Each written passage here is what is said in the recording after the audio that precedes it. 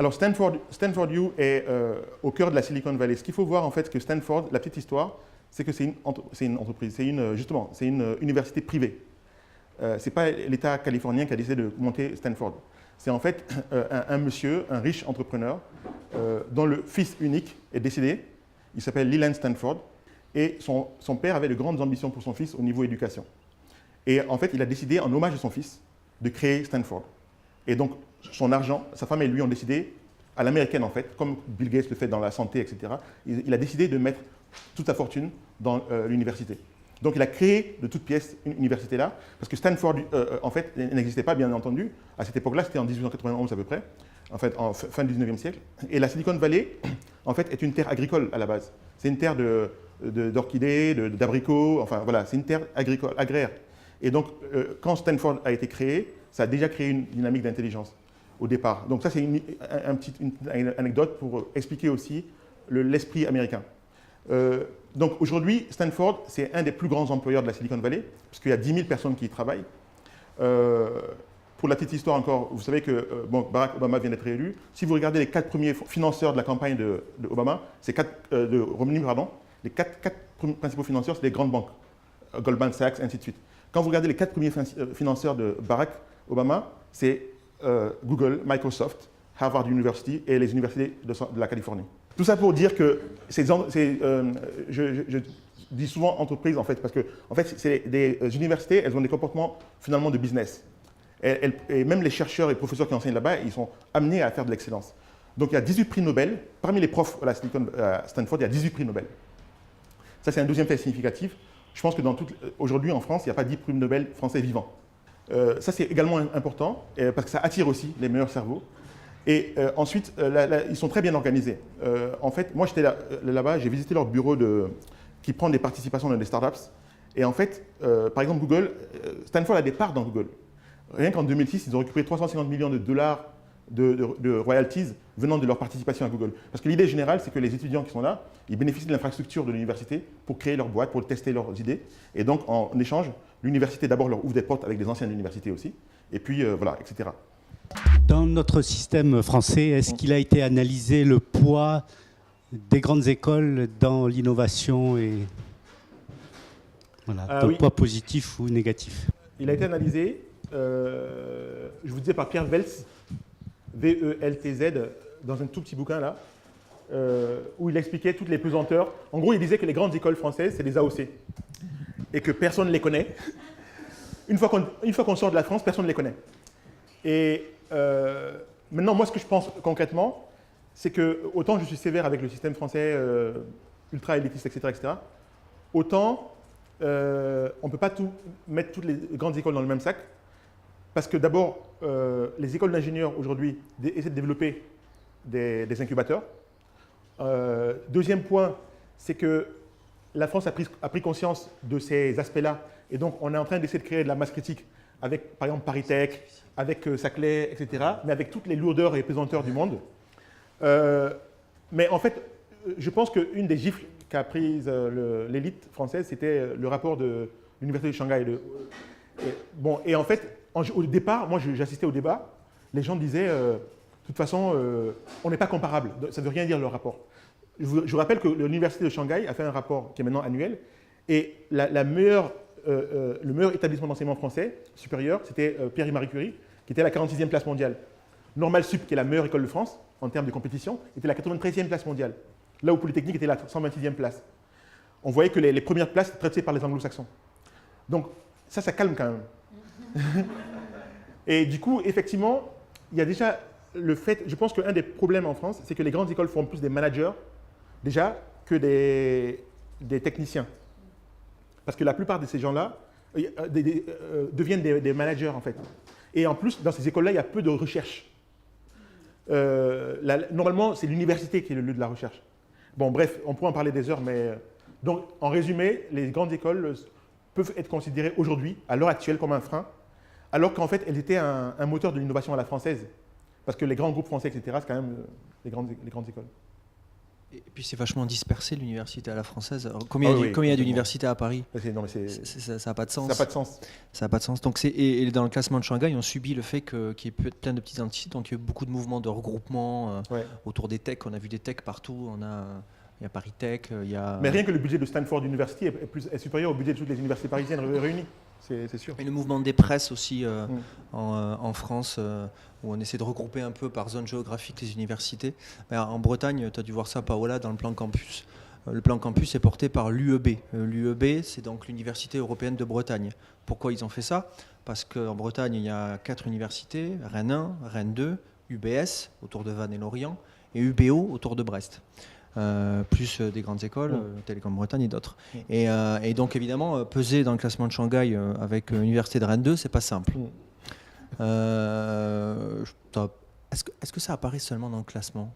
Rennes 1, je pense, apparaît très très loin. Enfin bon, bref.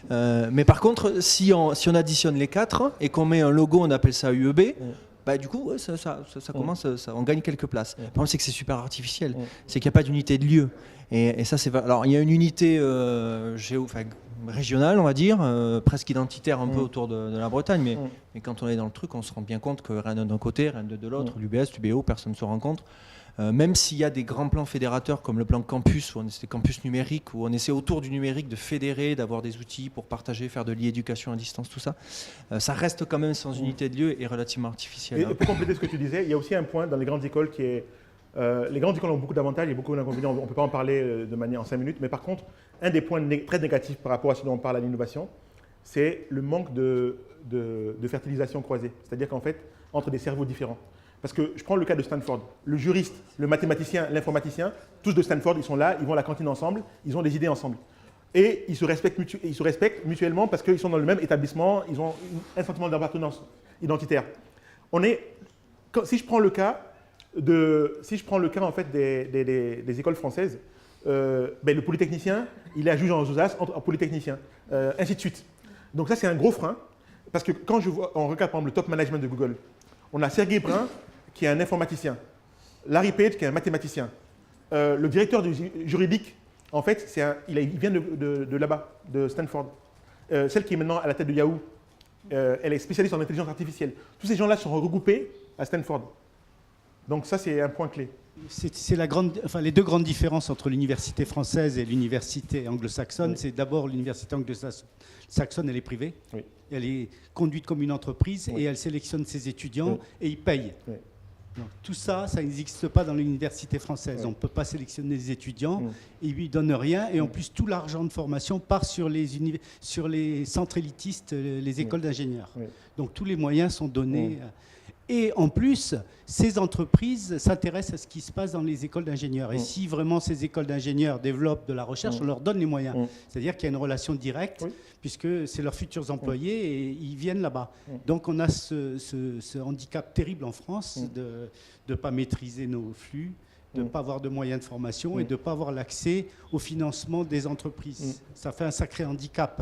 Et on essaye de les maintenir artificiellement, en les regroupant, etc., mais toujours en fermant les accès à l'université. Oui. Donc ma question, c'est comment ici, en plus on n'a pas les écoles d'ingénieurs, ils se présentent localement, comment orienter l'université, comment arriver à convaincre nos collègues universitaires qui adorent cette indépendance vis-à-vis des financements privés, parce qu'on leur demande des comptes. Et voilà, comment ici construire un modèle un peu différent pour l'avenir. En fait, tout ça est lié à la question de la filière aussi d'excellence au sens technologique. C'est-à-dire tout ça va ensemble comme réflexion et c'est une vraie réflexion à mener, à structurer. C'est-à-dire qu'en fait, il faudrait y passer vraiment du temps et y réfléchir sérieusement et de manière ouverte par rapport à ce qui se fait dans le monde et à votre disposition pour y contribuer. Mais par contre, une des choses qui va dans votre sens et qui est délicate en fait, c'est que quand on n'a pas de stratégie universitaire hyper claire et en phase avec la compétition globale, on peut même, gaspiller les fonds publics. Pourquoi? Parce qu'on va former des gens, quasiment gratuitement, qui vont aller faire le succès des autres. Je prends le cas de la Silicon Valley. Les ingénieurs français sont super appréciés par les Américains. C'est vrai, hein? C'est-à-dire qu'à la Bay Area, il y a à peu près 40 000 Français. Et moi, j'en ai rencontré plein là-bas. Ils sont là, ils ne vont pas rentrer en France demain matin parce que trop de rigidité, de machin, de trucs. Mais en fait, ces gens-là ont été formés gratuitement. Que ce soit les gens des grandes écoles ou les universitaires, les grandes écoles encore plus, parce qu'ils coûtent beaucoup plus cher que les gens formés par l'université. Et quand même, dans la majorité des cas, ces gens-là, ils viennent des grandes écoles en plus. Donc, c'est ceux qui ont coûté le plus cher à l'État qui se retrouvent là. Et donc, ça veut dire qu'il faut réfléchir de manière globale, effectivement, pas simplement au côté universitaire, mais au côté stratégique de l'économie, pour que ces gens-là, même s'ils ne restent pas localisés dans un endroit, parce qu'on n'a pas besoin non plus de faire toute sa vie dans un endroit, soient en circulation et qu'à un moment donné, ils aient un impact local, à un moment donné, dans la circulation. Et ça, les Indiens ont bien réfléchi à la question. La variation à la hausse du budget de l'armée américaine entre 2009 et 2010 était supérieure au budget de l'armée française. La variation à la hausse. En fait, c'est-à-dire que le point, c'est qu'un des éléments de la puissance américaine, c'est la puissance militaire. Donc, ils mettent le paquet là-dessus et ils savent qu'un des moyens clés, c'est l'innovation technologique. On voit que la guerre en Afghanistan, elle est menée par des drones aujourd'hui. Et donc, derrière, ils ont, même à la Silicon Valley, ils ont un fonds d'investissement. La CIA, pour le coup, pas l'armée, mais la CIA a un fonds d'investissement pour screener les entreprises spécialisées dans les logiciels spécifiques pour aller checker de l'information dans les réseaux sociaux, des choses comme ça. Donc, en fait, il y a une logique de l'armée et des services de sécurité en général pour être au meilleur niveau à tout moment. Oui, Demba, tu n'as pas parlé aussi de, il me semble, de ce qui fait le nerf de la guerre, des capitaux et comment créer... Ouais, voilà. C'est vrai. Parce que quel est le rôle du public dans la commande et dans le soutien, et puis les VC, comment ils interviennent ça, ça paraît être un des points clés. Ça, c'est hyper clé ce que tu dis là. Par contre, ce n'est pas le départ. Pourquoi? Parce qu'à la Silicon Valley, au départ, il n'y avait pas de VC. Les VC, c'était à New York. C'est quoi les VC? Ah, pardon. Les VC, donc c'est venture capitalist, donc c'est le capital risque. Il y a à peu près 13% seulement de gains en capital risque. C'est-à-dire que sur 100 entreprises dans lesquelles j'investis, il y a 13 seulement qui ont un succès. Et donc les investisseurs aux États-Unis, ils étaient sur la côte Est, ils sont arrivés à la Silicon Valley simplement quand ils ont vu que Intel et autres commençaient à avoir des marchés. Et ils se sont dit, tiens, on va les accompagner. Et ils sont venus s'implanter doucement. Ça, c'est un premier point. Donc, ça veut dire que quand même, l'intelligence précède le financement. Parce qu'il faut d'abord faire la preuve de sa valeur. Maintenant, effectivement, c'est hyper déterminant d'avoir des sous. Ces sous-là viennent des capitaux risqueurs, mais ils viennent aussi d'un système de fiscalité et de politique publique plus globalement. Je prends un exemple. Tout le monde connaît le Small Business Act. En France, on en parle sans arrêt en disant qu'il faut faire comme aux États-Unis, Small Business Act. Après, on ne le fait pas. L'idée générale, c'est que les grandes entreprises réservent une partie de leurs commandes aux petites boîtes. Il y a aussi un moyen de financer les boîtes par simplement le fait d'avoir des clients. Parce que le meilleur financement, c'est le client. Ça, c'est le deuxième point. Le troisième point, c'est les politiques publiques, elles peuvent avoir un impact par de la subvention. Après, la subvention a beaucoup d'inconvénients. Parce que, moi, personnellement, je crois beaucoup plus au rôle de la puissance publique dans les infrastructures, dans la facilité à ouvrir des marchés, justement, par des Small Business Act, par la fiscalité incitative, etc., que par de la subvention en haut de bilan. Parce que la structure publique, elle ne sait pas investir. Je veux dire, ce n'est pas son métier. En général, des hauts fonctionnaires, etc., qu'est-ce qu'ils savent de l'entrepreneuriat? Et donc, du coup, c'est un gros risque sur l'argent public. Donc, du coup, ça ne répond pas. Il n'y a pas de recette parce que chaque territoire procède un peu à sa manière. Mais au moins, on sait qu'il faut commencer par l'intelligence et la finance suivra si le territoire est bien organisé. L'Inde, c'est un bon indicateur de ça. Quand je disais que l'Inde était un bon point d'un pays qui était très fermé, extrêmement fermé et qui est aujourd'hui très ouvert, c'est que dans les années 90, l'Inde, il leur restait 6 mois de réserve de change. L'Inde, en tant que pays, 6 mois de réserve de change, et puis le pays, il fermait boutique. Et c'était un pays qui était très fermé. Clientélisme, d'ailleurs ils sont encore très corrompus et clientélistes, mais clientélisme et surtout entreprises fermées. C'est-à-dire que tous les marchés protégés, enfin tous les travers d'une économie ultra protégée. Et à ce moment-là, celui qui est maintenant Premier ministre, Manmohan Singh, il était ministre de l'économie et des finances. Et c'était Rajiv Gandhi qui a été assassiné, qui était le Premier ministre. Et ils ont décidé de lancer une stratégie vraiment de réinvention de l'Inde avec l'ouverture vers les technologies, etc., et puis de la globalisation. Mais quand ils ont fait ça, ils ne sont pas assis avec les Indiens du coin en se disant « Tiens, maintenant, il faut s'ouvrir ». Les gens, ils n'ont pas intérêt à s'ouvrir. D'abord, c'est des gens qui vivaient dans la rente. Pourquoi ils vont se bouger? Ils vont bouger. Et deuxième point, c'est que même ceux qui étaient favorables au fait de bouger n'avaient pas la culture du mouvement. Donc, ce qu'ils ont décidé de faire, c'était de travailler avec une élite qu'ils ont mis dans un groupe de travail et qui a travaillé en synergie avec les gens en local. Mais c'est une vraie stratégie qui a été pensée, qui a été menée, et ils ont fait une roadmap à cette époque-là, India 2020, qui est en train d'être exécuté. Et aujourd'hui, on a les fruits de tout ça. Donc ça veut dire que tout est possible, mais il faut le faire de manière structurée, ordonnée. Aujourd'hui, on est plutôt sur des fonds souverains, lorsqu'en général, on a un pays ou une collectivité qui dispose de ressources naturelles importantes. Ah oui. C'est le cas ici. Oui.